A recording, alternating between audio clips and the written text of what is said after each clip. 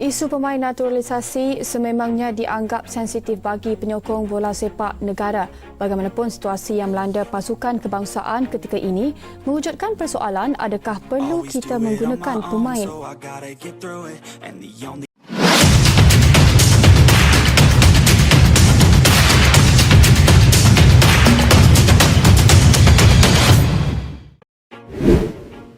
Dokumen lama, wajah baru, asal-usul pemain timnas Malaysia mulai diselidiki.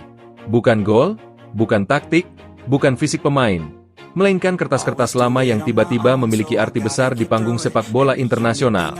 Disinilah cerita berubah arah. Dari sekadar pertanyaan publik menjadi proses penelusuran yang lebih sistematis. Dari diskusi forum menjadi pembahasan serius di ruang-ruang tertutup. Dari dugaan umum menuju penyelidikan asal-usul pemain satu persatu. Ketika dokumen menjadi penentu nasib. Dalam sepak bola modern, dokumen administratif memiliki kekuatan yang setara, bahkan melebihi hasil pertandingan. Sebuah akta kelahiran, surat kewarganegaraan, atau catatan silsilah keluarga bisa menentukan apakah seorang pemain sah membela suatu negara atau tidak. Regulasi FIFA tentang status pemain dan kelayakan internasional sangat jelas. Klaim kewarganegaraan harus didukung bukti yang sah, konsisten, dan dapat diverifikasi. Kesalahan sekecil apapun, jika terbukti material, bisa berujung konsekuensi besar. Dan disinilah timnas Malaysia mulai berada dalam sorotan yang lebih tajam. Dokumen lama yang muncul kembali. Sumber internal menyebut bahwa sebagian berkas naturalisasi pemain Malaysia berasal dari dokumen lama, bahkan ada yang disebut berusia puluhan tahun. Dokumen tersebut digunakan sebagai dasar klaim hubungan keluarga dengan warga negara Malaysia. Secara prinsip, ini tidak melanggar aturan. Banyak pemain di dunia mengandalkan dokumen generasi sebelumnya.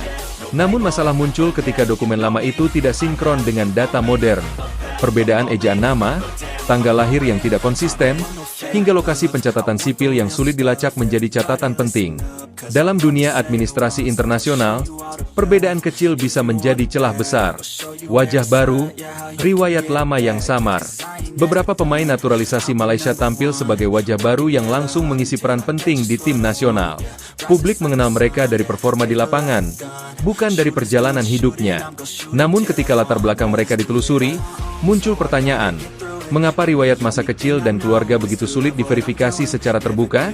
Mengapa sebagian dokumen hanya muncul saat proses naturalisasi, tetapi tidak pernah terlihat sebelumnya? Pengamat menyebut fenomena ini sebagai rekam jejak terputus. Sebuah kondisi yang jarang terjadi pada pemain profesional era modern. Perbedaan data antar sumber. Penyelidikan informal oleh beberapa jurnalis regional menemukan adanya perbedaan data antara basis data pemain internasional, arsip klub, informasi yang dirilis federasi. Perbedaan ini tidak selalu signifikan, tetapi polanya berulang. Ada nama orang tua yang berbeda ejaan. Ada tempat lahir yang berubah. Ada tanggal yang tidak konsisten. Sekali lagi, semua ini belum membuktikan pelanggaran. Namun dalam hukum olahraga, konsistensi data adalah fondasi utama keabsahan. Mulainya penelusuran internal. Menurut sumber yang dekat dengan federasi, FA mulai melakukan peninjauan internal secara terbatas. Bukan investigasi resmi, melainkan audit administratif untuk memastikan semua dokumen tersimpan rapi jika sewaktu-waktu diminta pihak eksternal. Langkah ini dinilai wajar. Namun di mata pengamat, ini menunjukkan bahwa federasi menyadari adanya potensi masalah. Peninjauan ini dilakukan secara tertutup, tanpa pengumuman publik. Alasannya jelas, menjaga stabilitas tim nasional dan menghindari kegaduhan. Namun justru sikap tertutup inilah yang kembali memicu spekulasi. Nama-nama yang mulai dibicarakan. Meski belum ada pernyataan resmi, diskusi di kalangan pengamat mulai mengerucut pada beberapa nama pemain. Bukan karena kualitas mereka diragukan, melainkan karena jalur administrasi yang mereka tempuh dinilai tidak lazim. Beberapa klaim keturunan disebut sangat jauh, bahkan melibatkan generasi yang sulit diverifikasi dengan catatan sipil modern. Dalam kondisi normal, klaim seperti ini membutuhkan verifikasi ekstra ketat. Pertanyaannya sederhana, apakah verifikasi tersebut benar-benar dilakukan secara mendalam? Peran pihak ketiga dalam proses. Isu lain yang mulai mencuat adalah dugaan keterlibatan pihak ketiga dalam pengurusan dokumen. Dalam sepak bola internasional, penggunaan konsultan hukum atau agen administrasi bukanlah hal terlarang. Namun masalah muncul jika pihak ketiga memiliki kepentingan komersial atau mempercepat proses tanpa verifikasi menyeluruh. Beberapa sumber menyebut adanya jalur cepat yang digunakan untuk mengurus dokumen pemain tertentu. Klaim ini belum diverifikasi, tetapi cukup untuk menambah daftar pertanyaan. Ketika media asing mulai menggali, media asing kembali memainkan peran penting. Mereka mulai mengajukan pertanyaan spesifik, bukan lagi umum. Pertanyaan tentang tahun penerbitan dokumen, lembaga pencatat, hingga dasar hukum klaim kewarganegaraan mulai dilontarkan.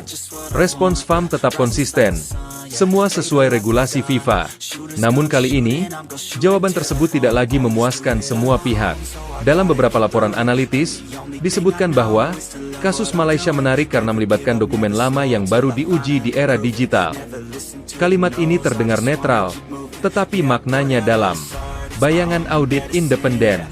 Dalam dunia sepak bola internasional, audit independen sering menjadi langkah lanjutan ketika keraguan administratif muncul.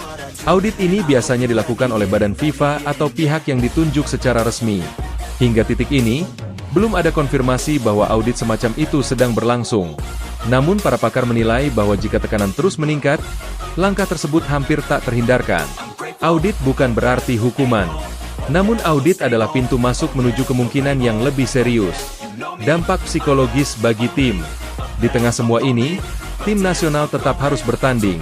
Pelatih dan pemain berada dalam situasi sulit. Mereka diminta fokus di lapangan. Sementara di luar lapangan identitas sebagian pemain mulai dipertanyakan. Beberapa pengamat menyebut kondisi ini sebagai bom waktu psikologis. Jika isu ini meledak di tengah turnamen, dampaknya bisa langsung terasa pada performa. Namun hingga kini, semua pihak memilih diam dan berjalan seolah tidak ada apa-apa. Pertanyaan yang tak bisa dihindari. Seiring berjalannya waktu, satu pertanyaan besar terus menggantung. Jika semua dokumen sah dan kuat, mengapa tidak dibuka sebagian untuk meredam spekulasi? Dalam era transparansi, keterbukaan seringkali menjadi solusi paling efektif. Namun dalam kasus ini, federasi memilih jalur minimalis, menjawab seperlunya, tanpa detail. Strategi ini mungkin efektif dalam jangka pendek. Namun sejarah menunjukkan bahwa isu administratif jarang benar-benar hilang dengan sendirinya. Menuju titik kritis. Episode ketiga ini menandai pergeseran penting. Dari pertanyaan umum menuju pemeriksaan dokumen. Dari narasi kemenangan menuju narasi legalitas. Belum ada tuduhan resmi. Belum ada nama yang disebut secara terbuka. Belum ada sanksi. Namun fondasi cerita telah berubah. Kini, yang dipertaruhkan bukan hanya reputasi tim nasional, tetapi kredibilitas sistem.